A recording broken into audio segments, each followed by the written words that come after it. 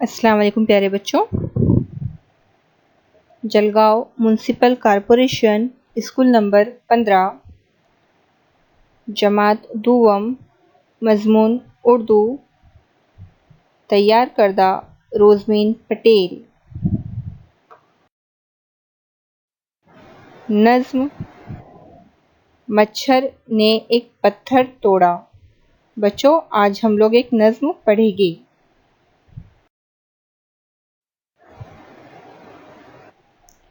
मच्छर ने एक पत्थर तोड़ा, पत्थर में से निकला घोड़ा।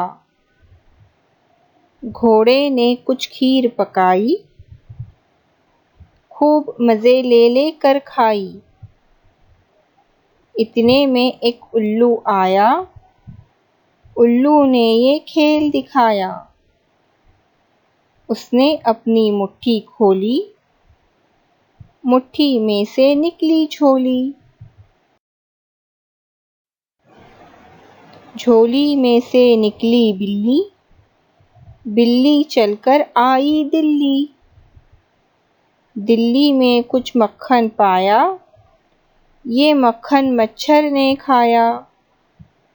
मच्छर ने फिर छुट्टी पाई, नैयर ने ये नज़म सुनाई। नज़्म देखने के लिए शुक्रिया बच्चों।